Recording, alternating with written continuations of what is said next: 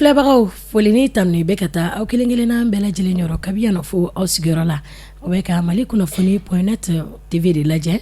an bɛ dankɔrɔba kɛnɛ kan n y'a fɔ aw ɲɛna nin tɛ kɛnɛ dogolen ye kɛnɛw la kɛnɛ man di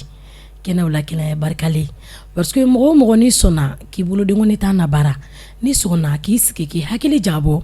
i ye dankɔrɔba ye hakili jagabɔ a b'a to i bɛ se ka fɛn dɔ k'i yɛrɛ ye o kɔnɔna na bolodenkɔni tan a bɛ baara kɛ i bɛ se ka nafa dɔ lase i yɛrɛ ma o de kosɔn anw bɛ maa o maa bisimila nin jamukan in kɛnɛ kan a bɛɛ lajɛlen ye dankɔrɔba ye kanubagaw bi Mali kunnafoni TV kan an t'a kumaji caya ka d'a kan maa min b'an bolo kɔrɔ bi ani sɔn ka di kojugu majigin b'a fɛ a bɛ bɛɛ lajɛlen fɛ i kɛra denmisɛnnin ye i kɛra mɔgɔkɔrɔba ye i kɛra nafolotigi ye i kɛra fantan ye a bɛ bɛɛ lajɛlen fɛ a ka bulonda dayɛlɛlen don bɛɛ lajɛlen nka problème ni kelen de b'ale ka ko la ne ma se ka min faamuya o de ye a dimi bandi wala a dimi bandi ça va ale dimi bandi mais fɛn dɔ de bɛ yen nɔ n'o b'ale la dɔrɔn a bɛ dimi aw tɛ n'o bɔ ne da dɛ sɔɔni a yɛrɛ bɛna ka na ɲɛfɔ aw ɲɛna a tana ye min ye a b'o ɲɛfɔ aw ɲɛna kanubagaw o tɛ maa dogolen ye ne b'a dɔn tɔgɔ min na maa caman b'a dɔn tɔgɔ min na Arley nka yalasa an bɛɛ lajɛlen ka se ka bɔ kunpan na ka dɔn an ni cɛba min bɛ baro la jɔn don an y'an bolo mana bɔ an nɔfɛ k'a wele a sɔnna an ka wele ma ka na an jaabi donc n'an bɛna jɛ ka ɲɔgɔn masala wagati ni kunkurunin kɔnɔ bari diɲɛ ye wagati ye fɛn bɛɛ b'a tuma de bolo maakɔrɔw ka kuma don ko kuma sebali o tɛ karaba o kumana Arley ni tile man tile fansa ko bɛ cogo di an b'a la tanu ça va dɔɔni dɔrɔn i b'a kan n b'aw kɛrɛfɛ an kɛrɛfɛla ye dingɛ yɛrɛ an bɛ dugawu kɛ hali bi ala ka bɛn nɔgɔya dingɛ yɛrɛ cɛ fonse yɛrɛ de b'an kɔrɔ cɛ artiste ka ko bɛɛ jɔlen don e t'a kalama ayiwa yarɔ a bɛ ka kuma in sɛbɛntiya dɔɔni Arley an y'i wele bi ka na an ka ɲɔgɔn masala juguman tɛ i b'a dɔn mɔgɔninfin mana kɛ cogo o cogo mɔgɔ wɛrɛ k'i ma balima o ka di ye nka kuma ni kuma i fɛnɛ ka to ka i yɛrɛ fɔ mɔgɔw ye ne ye jɔn ye ne bɔra jɔn na o b'a to i ma balimabaga a bɛ sira sɔrɔ kosɛbɛ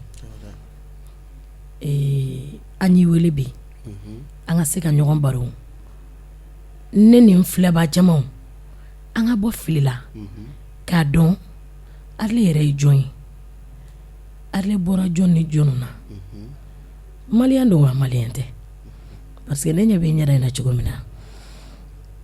bisimila yankaw yo Arley dimi mandi ni ye ne dimi ne sɛgɛn de bɛ ne na n'o tɛ vraiment mankan man di n ye salsa from Kenedugu ok Fanta vraiment i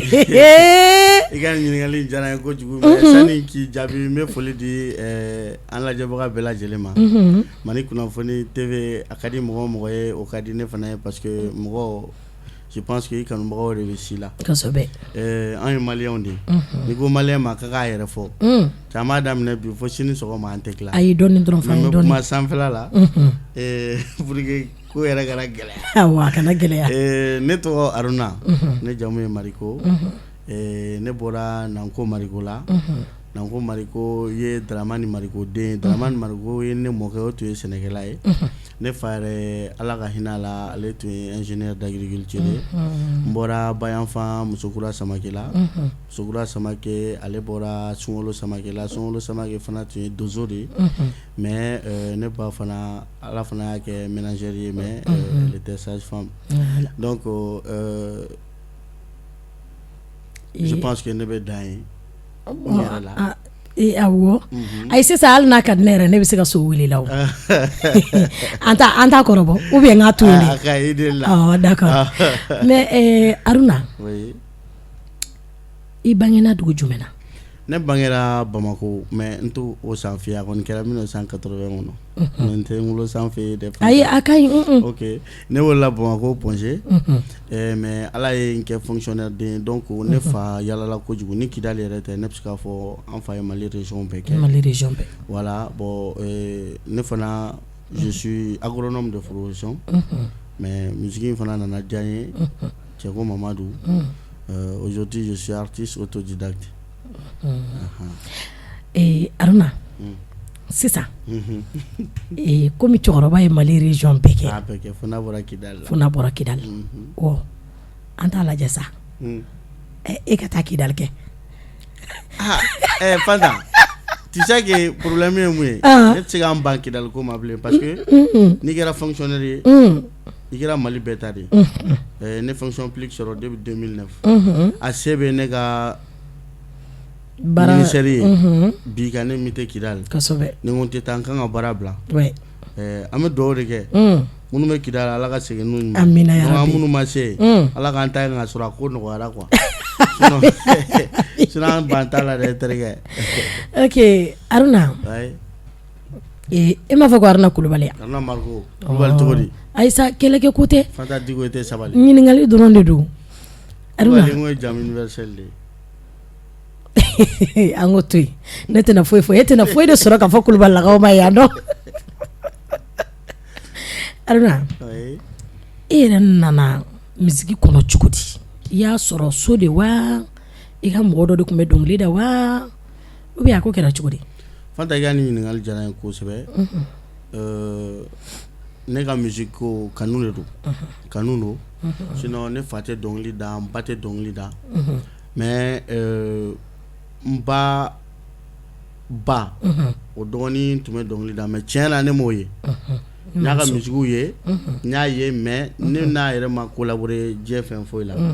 je pense que ale yɛrɛ Ganaw ka star de Mambɛnɛ Jara o thème na o y'a ka fɛn caman fɛn u b'a bɔ musique caman bɛ yen a source y'a ye mais sans mentir ne m'a ye an ma fɛn kɛ ɲɔgɔn fɛ bon fa yan fan an yɛrɛ ka du yɛrɛ bɛɛ ne de dɔnkilidala ye ka taa village la fo Bamakɔ yan aw ka village yɔrɔ jumɛn ne bɛ bɔ Damela de c'est à 24 km de Ɲana ouais Aruna nin diyara ne nin filɛbagaw ye kosɛbɛ i donna dɔnkilida la kana se sisan ma album joli b'i bolo bon album fila de bɛ n bolo sisan filɛ album sabanan ko de kan ka labɛn mais coronavirus kɛlen don ka ko jɔ fɔlɔ donc an bɛ dugawu kɛ ala ka ko nɔgɔya joona pour que album kɔni an ka se ka bɔ mais an ye morceau caman enregistré ka ban clip dɔw yɛrɛ bɔra f'olu ye tɛmɛni daminɛ télé la oui d'accord Aruna ka dɔnkilida daminɛna san jumɛn na bon o kɔni ne bɛ se k'a f'i ye depuis ne ye da dɔn ne ye dɔnkilida daminɛ mais depuis n ye da dɔn don min na ne ye dɔnkilida daminɛ parce que diɲɛ fɛn fɛn n'i y'a kanu n'i b'a kɛ i ka bɔ i kana bɔ on suppose k'i b'a la mais n ka audace sɔrɔ ka micro minɛ ka bɔ ka n jɔ scène kan o kɛra en 2001 o y'a sɔrɔ denmisɛn caman kɔrɔ mais an fana ye fitinin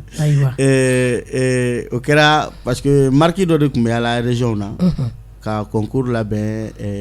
jeune rappeurs ni ɲɔgɔn cɛ n tɛna marque in tɔgɔ fɔ parce que o bɛ kɛ publicité ye donc a tun bɛ concours kɛ jeunes ni ɲɔgɔn cɛ ni minnu gagnera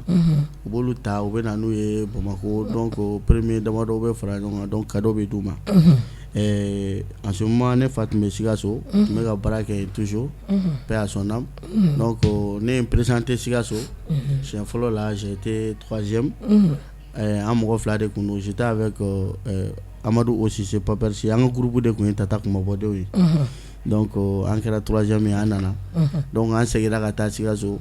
bon depuis n'o kɔni kɛra tiɲɛ yɛrɛ la fɛn diyara ne yɛrɛ da fɛ dɔɔni parce que u nana k'an laloger cogo min na ka an yɛrɛ installé donc ne ko cɛ ko nin fɛn bɛ cogo min na ni ma nin kɛ continuité non a ma ɲi d'accord Aruna oui artistiya taabolo ka ca e bɛ genre jumɛn kɛ voilà Fantatico ni y'a f'i ye peut-être i b'a fɔ ko cɛ ni cɛ in da ka bon dɛ mais i b'a dɔn ko ne bɛ musique modèle bɛɛ kɛ yan chez moi c'est l'offre et la demande c'est-à-dire que ne fɛ k'a jira ko ne ye artiste de ye n bɛ se a tilancɛ bɛɛ la parce que mɔgɔ ko dɔ dɔn bɛ i ko bɛɛ dɔn tɛ mais n ka album fɔlɔ la il y a 15 titres dedans minnu ye album lamɛn u b'a dɔn k'a fɔ album in n y'a dilan ni arrange de ye parce que sɔn kun bɛ n kɔnɔ n sigilen n y'a bɛɛ fɔnɔ album fɔlɔ in na 15 morceaux je pense que reggae b'a la rap b'a la araga b'a la pop b'a la hali blues b'a la album fɔlɔ la ça je l'ai fait en 2012 album fɔlɔ titre kun ye jumɛn ye album fɔlɔ titre de ye Papa oui parce que la sortie de l'album a coïncidé avec le décès du père donc obligatoirement a kan ka kɛ ale sinon album titre tun labɛnna ka kɛ musow de musow Saramala malo ma ɲi bɛ o de kan Saramala malo ma ɲi de ne diya ɲɛmɔ musow yo aw bɛɛ de ka di n ye lamɛmala malo ma ɲi de ne kɔnɔ fɔ ɲɔ farafinna musow bɛɛ de ka di n ye e ala ni ko musolu ka di ne ye Mali musolu aw bɛɛ de ka di n ye makusa jɛmɛ fɔla n tɛ o dɔn makusa tamani na ne ma o dɔn la arle bɛ Bamako sigi la ne sewale min t'a fɛ k'o fɔ ne ko ma ɲɛ n ko muso yo aw ni foli ka kan barisa aw bɛ koba da la kamalenkɔrɔ fɛn o fɛn n'i y'a ye kɛnɛ kan musobakɔrɔ bɛ so voilà o b'o album o b'o de la oui donc o de tun ye album yɛrɛ titre ye musow mais comme k'an to studio kɔnɔ j'ai perdu mon père et voilà j'ai voulu quand même qu'album dédié cɛkɔrɔba la d'accord Arley album fɔlɔ boli la i ye nafa sɔrɔ a la ouais Fanta vraiment nin question in nin y'a dan ne tun bɛ fɛ ka kɛ artiste ye mais ni ma album bɔ hali bi dɔɔni b'i ka artisteya jɛ i bɛ se k'a fɔ k'i ye dɔnkilida daminɛ mais i ma fara artistes kan k'an fara Mali artistes kan je pense que album in sen b'o la donc hali ni dɔrɔmɛ kelen tun m'a sɔrɔ le fait que ne sera ka album bɔ kan enregistrer bureau malien des droits d'auteur la ka ne tɔgɔ fara Mali artistes kan n ye nafa sɔrɔ ok Arley album filanan bɔra wagati jumɛn album filanan bɔra 2016 album filanan bɔra 2016 o tun ye o album de ye Mali ye Mali de ye o album ye n y'o bɔ en collaboration avec mon grand frère je profite de l'occasion pour le saluer Abakar Sangare voilà ni ale de jɛna k'o kɛ il m'a beaucoup aidé dans ça n'est-ce pas sans récompense voilà ok album filanan bɔli ni sisan cɛ i yɛrɛ ko k'i bɛ sabanan baara la o b'a jira k'a fɔ fɔlɔ dɔ kɛra la mais est-ce que diɲɛ baara o baara n'i b'a kɛ gɛlɛya b'a la e ka musique daminɛ ka na se bi ma i ye gɛlɛya jumɛn sɔrɔ bon ne ka musique daminɛ ka na se bi ma je pense que ne gɛlɛya min sɔrɔ artiste tilancɛ bɛɛ o de sɔrɔ parce que Mali la n'i tɛ jeli ye f'i ye dɔnkilidala de ye n'i bɔra du kɔnɔ du min na farafinya bɛ hali bi i bɛ degun dɔɔni parce que a bɛ fɔ ko i bɛna olu ka du tabiyaw falen k'i tɛ jeli ye k'i bɛ ka jeliya daminɛ surtout moi j'ai commencé à chanter à Sikasso Sikasso ye sɛnɛkɛduguba de ye ni bi tɛ hali artiste kun ka dɔgɔ Sikasso parce que Sikasso yɛrɛ bɛɛ ye Sikasso histoire mɛn ka ban ye jeliko mɛn a la voilà donc a ko ma nɔgɔ a ma nɔgɔ mais n b'a la fo n b'a barikada an sera k'an kun kɔrɔta ka a kun parce que mɔgɔ i bɛ fɛn min fɛ je pense que i bɛ se k'o de kɛ i sago ma ka sɔrɔ i ma siran i kɛ degun ninnu bɛɛ kun ka se k'u laban voilà ok Arley nin wagati in na Arley furu kɛ bon nin wagati in na muso tɛ n bolo mais n tun ye furu kɛ n ye san 5 k'a la mais an bɛ yɔrɔ min na i ko sisan Arley ye célibataire den kelen bɛ n bolo yarabi Ala ka i ni muso ɲuman bɛɛ amina yarabi o kɔrɔta ye ko min fɛnɛ tɛ yen nɔ k'o tɛ ɲuman ye dɛ n m'o fɛnɛ fɔ ala k'i ni diya ɲɛ muso bɛɛ parce que i ka di muso min ye o de bɛ ko bɛɛ lajɛlen to i ta la Arley an bɛ avancer dɔɔni Mali kɔnɔ Mali kɔ kan Arley ka di mɔgɔw ye sini ma sinikɛnɛ est-ce que Arley hakili to a la ko jɔfɛn bɛɛ ye dafɛn ye don dɔ la jɔnni bɛna ne nɔ bɔ sini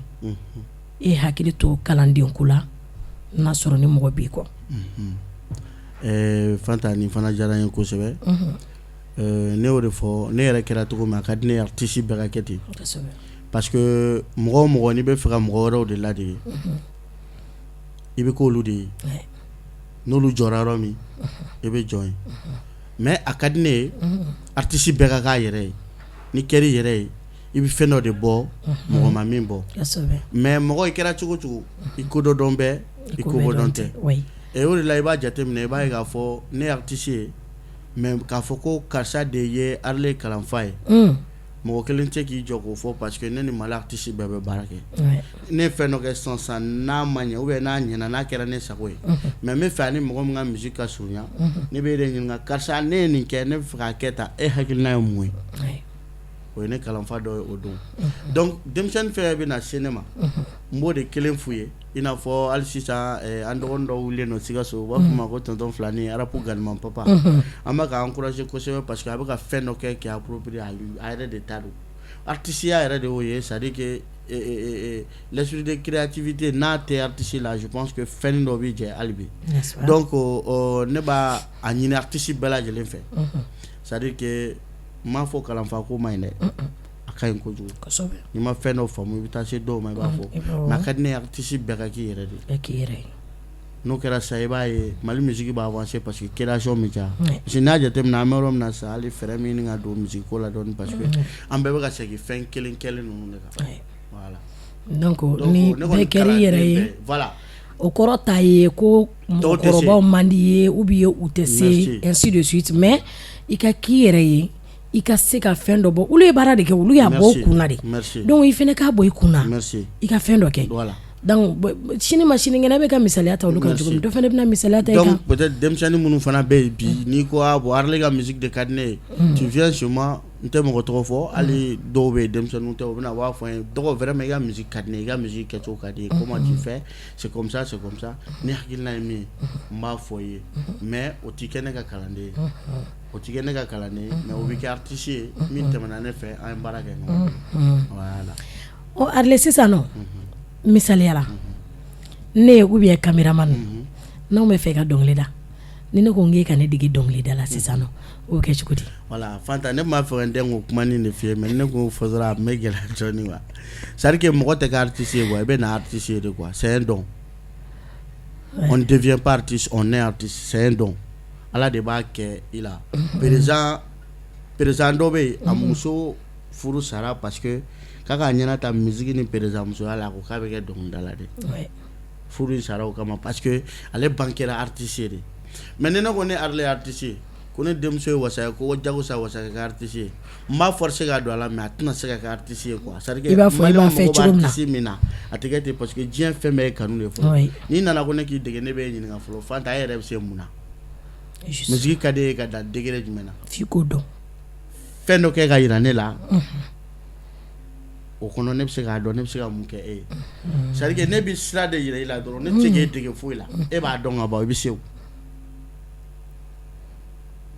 parce que quand on aime là on peut o ayiwa Arley ni diyara an ye kosɛbɛ i b'a dɔn an bɛna taa yɔrɔ dɔ la sisan kunnasiri koba Arley kunungo maakɔrɔw ka dɔnkiliw dacogo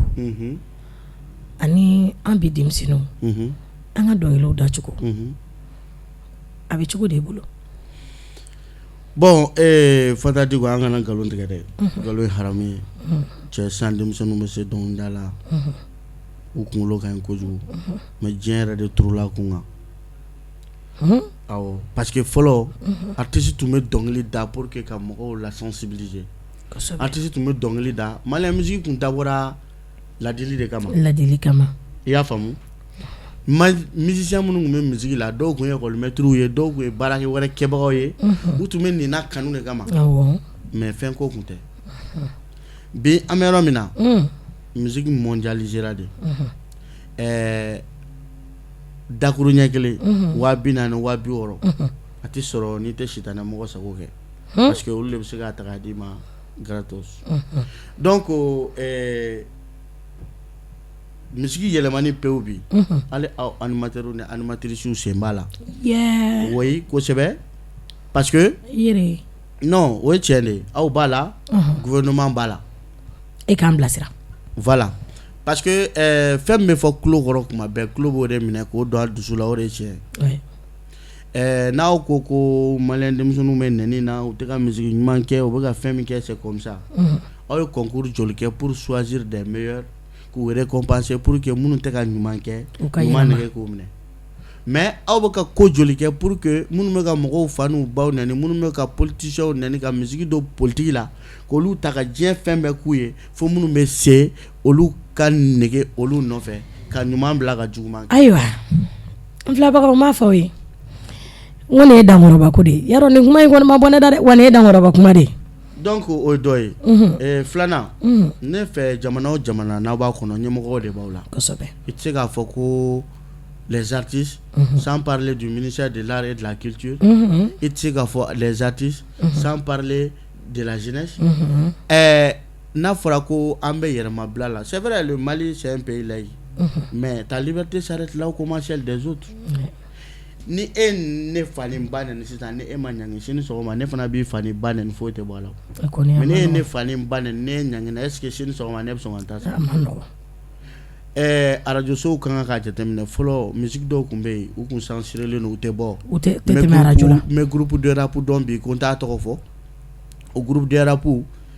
a cira ka sababuya kɛ u y'u censurer u ka album laban dɔ bɔra album min non danger kun don u y'u censurer parce que u kuma dɔw fɔ jamana mɔgɔw yɛrɛ fɛ kuma minnu tɛ fɔta ye mais u y'o groupe ci parce que olu bɛ ka tiɲɛ f'u ye bi fɛn bɛ ka kɛ min t'o si ye wa fɛn dɔ bɛ nalen o ka jugu nin bɛɛ ye tant que n'a ma réglé donc radio sow de kan k'o jateminɛ aw journalistes aw animatrices aw animateurs k'aw ka kuma fɔtaw jateminɛ k'a ka artistes jetaw jateminɛ c'est à dire k'an kana musique ko kɛ dɔrɔn son min b'a kɔrɔ son min kɛ i bɛ Mali musique lamɛn i tɛna dɔn ko Malien musique don dɛ peut-être bamanankan bɛ fɔ a kɔrɔ dɔrɔn sinon hali rythme b'a kɔrɔ i tɛna ye voilà sinon ale musique ko a bɛ ka kɛ fɛn dɔ y'an bolo sisan a bɛ ka taa ka dan kɛ parce que munna fɔlɔ hali n'i y'a jateminɛ instrumentiste kunda denmisɛnnin kun bɛ taa instrument dege ka sɔrɔ n t'a dɔn n bɛna ɲɛf'i ɲɛna cogo min na nata ko kun tɛ mais bi ale denmisɛnnin dɔw bɛ kɛlɛ kɛ wari nɔfɛ n'i y'olu lajɛ makarito ko dan don dɛ bon Fata Diko ne kɔni bɛ ka kuma dɔ kɔni f'i ye kɛlɛ mana se soforokun na hali n'a ye marabaya sa dɔn kun t'a la c'est à dire an ka bi société yɛrɛ de b'o demander artiste de i tɛ sara kalo kalo i bɛ jouer de bi i bɛ gagner sini sɔgɔma i ma fɛn dɔ sɔrɔ bi ne bɛ saraka d'e ma k'i ka taa di artiste ma i tɛ artiste sɔrɔ Bamakɔ e kan ka di min ma mais artistes bɛ Bamakɔ yan tellement que juru b'u la hali pour ka dumuni kɛ n ka cɛ a ka gɛlɛn u ma mais bazɛn baw juru ta mobili baw juru ta ɲɛw kama mɔgɔw ka ɲɛ ka ɲi mais c'est à dire que ni e somɔgɔ yɛrɛ natara i la a tɛ se k'i sɔn c'est à dire que f'an ka bloc de bɔ ko in na an ka k'an yɛrɛ ye fɛn fɛn n'i b'a la n'a kanu b'i dusu la i ye hɛrɛ sɔrɔ a la hali n'i ma nafolo sɔrɔ mɔgɔ dɔw salen de kɔ u ka hɛrɛ bɛ na mɔgɔ dɔw tilalen de pewu baara la pepewu u sigilen don u bɛ hɛrɛ bɛ na mais ni e ko immédiatement i bɛ ka fɛn min kɛ o yɔrɔnin bɛɛ la donc fɛn wɛrɛ b'o kɔ dɛ o de laban na i b'a sɔrɔ an ka artistes caman bɛ ko kɛbali kɛ o la hali bi Ala k'an kisi Ala ka sabu ɲuman d'a ma kanubagaw hakili jigin ko la Mali kunnafoni .net TV de don artiste min b'an bolo kɔrɔ bi Aruna Mariko ou bien Aruna Kulubali Aruna Mariko donc hali sisan nɔ an bɛ taa ni an ka ɲininkaliw ye Aruna musique taabolo kɔnɔ depuis don min kanu donna e la k'i bɛ dɔnkili da i yɛrɛ ɲuman na i bɛ wuli n'a ye mais i ka kodɔn k'a fɔ n bɛna nin kɛ n taabolo ye i b'a kɛ ka da rêve dɔ de kan est ce que i ka rêve bɛ ka réaliser yan waaw waay Fanta i b'a dɔn n passera radio caman na mɔgɔ ma ne ɲininka na mɔgɔ caman ma ne ɲininka na dɛ ne ka rêve a réaliser a mɛnna oui wallahi c'est à dire que hali ne ma wari sɔrɔ musique la ne ka rêve réaliser la pourquoi ne tun b'a fɛ ka kɛ mɔgɔ ye mɔgɔ min bɛ se ka kuma bara minɛ ka sigi a kɔfɛ ka hakilinata fɔ ka kuma mɔgɔw nɔ na mɔgɔ minnu ni kuma da t'u bolo n'o sera ka kɛ ne ye ka ban hali ni mɔgɔ 10 de bɛ ne lamɛn rêve réaliser la quoi. L'objectif c'était d'être un artiste mais un artiste conscient. Mala fo bi ma barikada Ablaye Jabate nu y'an faw ye n'an baara kɛ n'an banna n'an taara yiru la u b'a fɔ an ye awɔ fiston c'est bon. Vraiment mais ne yɛrɛ bɛ profiter ka foli kɛ tonton Ablaye Jabate ye a b'a seko kɛ kosɛbɛ kosɛbɛ denmisɛnninw ye donc an bɛ dugawu min kɛ dɔrɔn o de ye hali bi Ala ka hakilina ɲuman di artiste bɛɛ ma. Amina rabi. Aruna denmisɛnninw bɛ ka wuli dɔnkilida la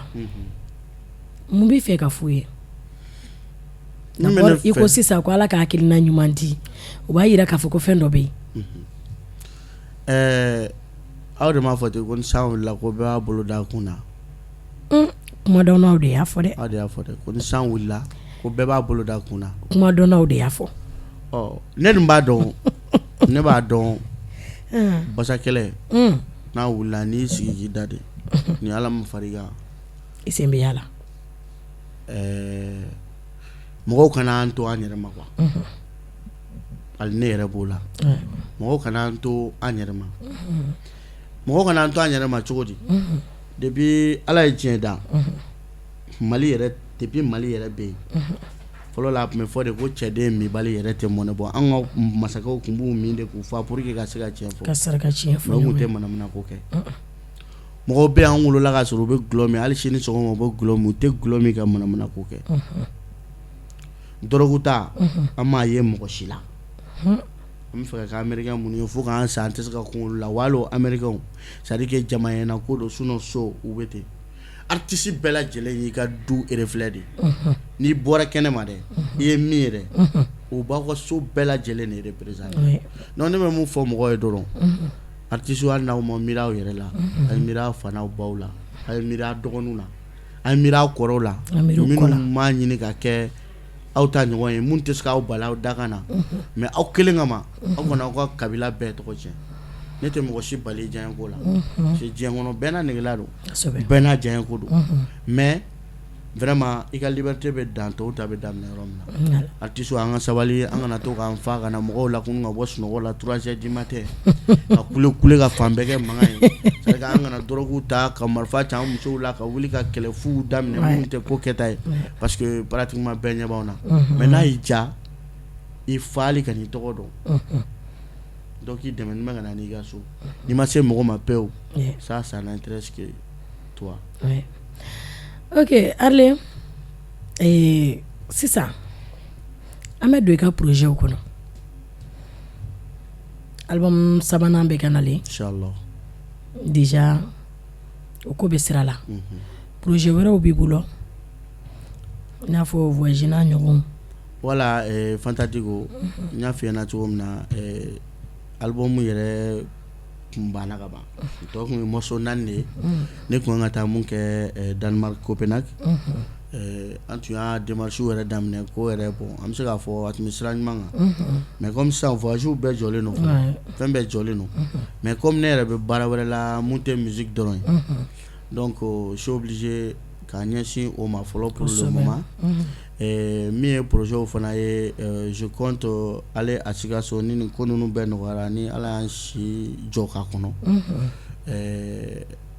au moment opportun an bɛ signer k'i la parce que Mali la kana kuma k'a sɔrɔ ko ma ɲɛnabɔ voilà ni Ala sɔnna i bɛ bɔ a kalama Ala k'an si jɔ k'a kɔnɔ sinon ne yɛrɛ filɛ nin sisan ne bɛ ka n dege dɔn de la a ka ɲi dɛ akay ali ma war sɔrɔ stress kɔni bɛ bɔ i la ale foyi tɛ ka ɲɛnabɔ foyi donc ni ye n dege dɔn na sisan a ka ca ala fɛ n fɛnɛ na kɛ artiste ye fantani ko in ka ca dɛ yarɔ ne ye bɔ min na c'est à dire que caman donna artiste ya la wari ko de kama ani muso ko quoi sisan ni fɛn min kanu b'i dusu la ale da bɛ datugura o kuma tɛ caya a kuma tɛ caya i bɛ mun fɔ ayiwa ale kuru bɛ ɲini kana se cɛncɛn na yan'a ka se yen an b'a gun dɔɔni an bɛ wagati min na i ko sisan i yɛrɛ y'a fɔ sisan baaraw jɔlen don fɛn bɛɛ jɔlen don ka sababuya kɛ fɛn dɔ ye donc hakilina jumɛn b'e la ni coronavirus ko in na ok Fanta i ye ɲininka de dɛ ni ye ɲininka mɛ hakilina fɔ parce que i yɛrɛ ko to ko Mali kunnafoni web min ka di ne ye ne fɛ min don ne b'o de fɔ ne bɛ min fɔ nin coronavirus ko la hali bi maliyɛnw a y'a to an hinɛ kan an yɛrɛ minɛ quoi an yɛrɛ bakun an hinɛ kan an yɛrɛ minɛ quoi c'est très très important jamana min kɔnɔ bɛɛ b'i yɛrɛ o jamanadenw kan k'u kɛcogo jateminɛ pour que ko ka n'u sɔrɔ n'i bɛ taa ni sɛ sugu la ka taa feere i b'a ta k'a don sansara kɔnɔ e ka sɛ don mais i k'u bila yan fɛ nin position de b'i arranger o bɛ sɛ de ma o n'a y'a ja ka se ka sɔrɔ a sen karilen na a bɛ taa feere a bɛ feere donc coronavirus don coronavirus tɛ an kan k'an tɛgɛ ko à tout moment n'an bɔra dugu kɔnɔ n'an bɔra yala yɔrɔw la n'an nana coronavirus don coronavirus tɛ an yɛrɛ bɛ yɔrɔ min na sisan an ka caman bɔ tɛgɛ di ba ninnu na i y'a faamu tɛ wuli gɛrɛ na nin bɛ verre bila k'a di nin ma nin verre bila k'a di nin ma hépatite bɛ sɔrɔ daji de fɛ o ka jugu kojugu o n'a ɲɔgɔn caman donc habitude baden de bɛ yen maliyɛnw n'an sera k'a falen a b'anw de arranger parce que n bɛ ka kuma caman mɛn ne ye artiste de ye n bɛ ka kuma caman mɛn dɔw b'a la a bɛ Mali la dɔw b'a la n'o a yɛrɛ tɛ yen dɔw yɛrɛ b'a la non n ka cɛ nin yɛrɛ tɛ farafin minɛ dɔw k'a tɛ silamɛ minɛ o bɛɛ ka kɛ ne kɔni bɛ min dɔn tiɲɛ na ko cayara c'est très important janto yɛrɛ la parce que an yɛrɛ bɛ yɔrɔ min na sisan état d'urgence ko in depuis couvre-feu daminɛna cɛ furulen dɔw ni bɛɛ tiɲɛnen don parce que u tɛ ka taa yɔrɔ sɔrɔ u bɛ ka kɛlɛ fu baga musow ma n'u ye ko ni kɛ dɔrɔn u bɛ wuli ka mankan wuli ka sɔrɔ musow m'u lato so coronavirus de y'u lato so donc vraiment an k'a lajɛ an k'a kɛ ni hakili ye quoi awɔ tɛ ɲɛnabɔ d'accord voilà ale an ye baro caman kɛ album sabanan i bɛ se ka kuntigɛni fitinin k'an ye an ka gunin dɔ sɔrɔ o la problème t'a la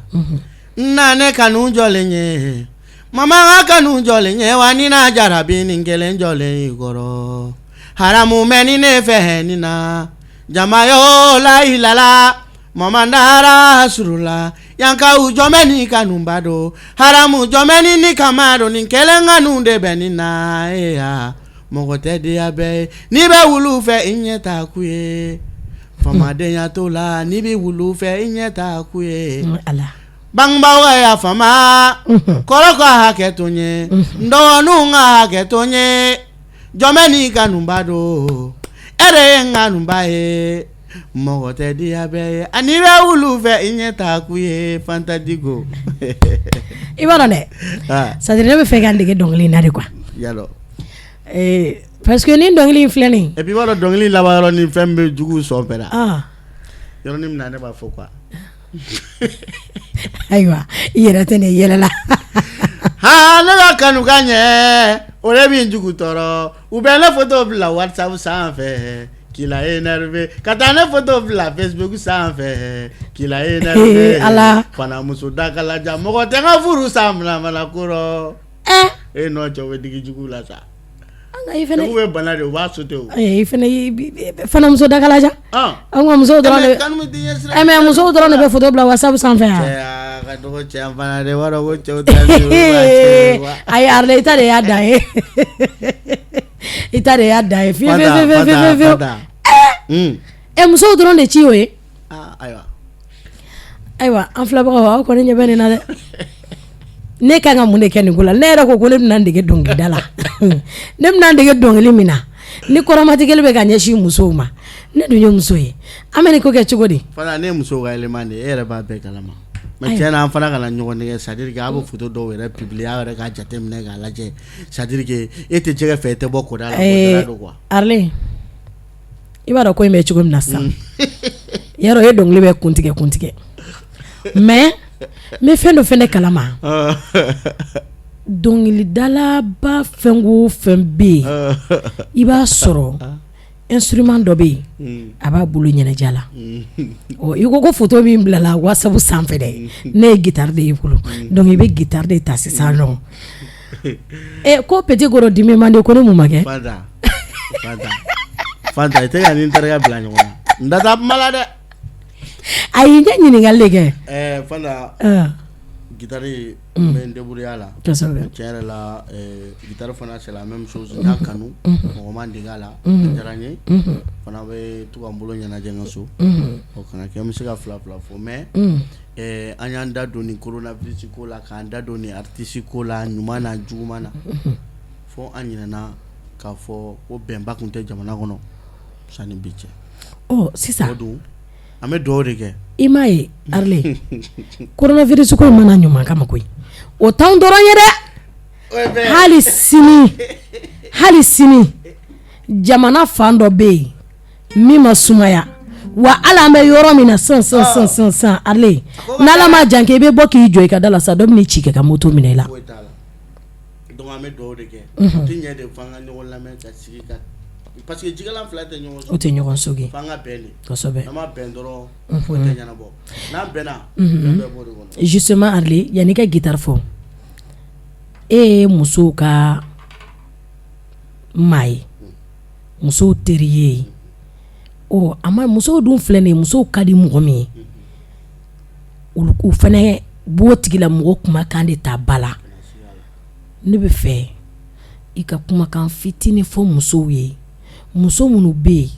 n'u ye musoya kɛ mɔnɛ ye u tɛ ka sɔn musoya yɛrɛ ma parce que muso dɔw bɛ yen olu tɛ musoya yɛrɛ kɔrɔ dɔn donc ladilikan fitinin dɔ f'u ɲɛna cɛminɛ cogo kan dɛ bon ladilikan kelen bɛ ne bolo musow ka ko la dɔrɔn ne b'o de fɔ musow n m'a fɔ ko sunkuruw dɛ musow minnu b'u cɛw ka so n'aw furu la n kɔni bɛ fɛn kelen fɔ n'i kun t'a fɛ n'a ma ɲɛ i sɔnna ka don a kun a se k'a kanu dɔɔnin n'i y'a kanu a ka ko bɛɛ bɛ bɛn i ma n'a ka ko bɛ bɛn ne ma kɛlɛ tɛ na fiyewu c'est à dire que anw bɛ tapage min kɛ kɛnɛma tapage de don sinon an n'aw fila a tɛ gɛlɛya donc ne bɛ min fɔ dɔrɔn muso a kana an ta an ka ko ma quoi sinon an ma ɲi dɛ an ma ɲi walayi mais i y'a ye a y'a faamu quoi kɛnɛma parce que lamɛri ninnu ɲɛna aw bɛ ko dɔw kɛ n'an ma ci dɔrɔn b'a fɔ ko cɛ tɛ cɛya la i dɔgɔninw bɛ yen bon muso yɛrɛ bɛna ka ko dɔw kɛ ou bien i b'a dɔn quoi ne ka dɔnkili e bɛ ka ko kɛ manamanakan ye n bɛ ka kabako de f'i ye ni adamaden diminen dɔrɔn fɛn de t'a bolo c'est à dire que mɔgɔ yɛrɛ nana sisan e ko k'o kɛ 200 di a donna so kɔnɔ a ko ko wari t'a kun dɔnkili in diyara ne ye de a bɔra ka na kɛnɛma e tila k'a fɔ tuguni ko 40 di ko an ka taa jaba san an ka taa nin kɛ ça énerve o ma si an k'a lajɛ an ka hakili to yɔrɔ an ka taa dɔɔnin o mana fɔ an bɛ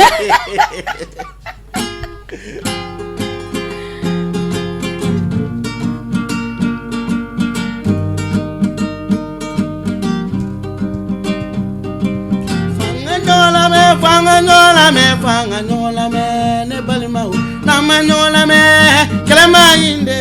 ala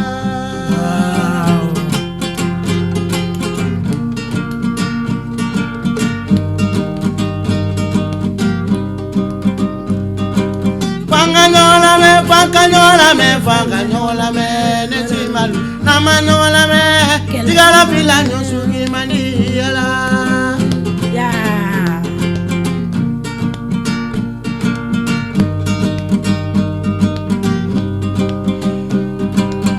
we mankando maliyene ungaunti mangake ninala balima jamalu kelebe chaninga taklanike joro bena faso mali joro benila fanga nyola me kadon dagelenye kaboni dagelenye ala awa urana uranda utumbi mankana uranda alama me uranda dugu kera tomonye tomonkolo auma Somalia utumbi mankana Somali kono alama me Somali dugu kera tomonye tomonkolo jorobena pa Somali jorobenela ne balima panganyola me kadoni dagalenye kaboni dagalenye ala ni sera Mali ikafo ne balima nyumauye la paix non veut la paix ni sera Mali ikafo ne sima nyumauye la paix non veut la paix non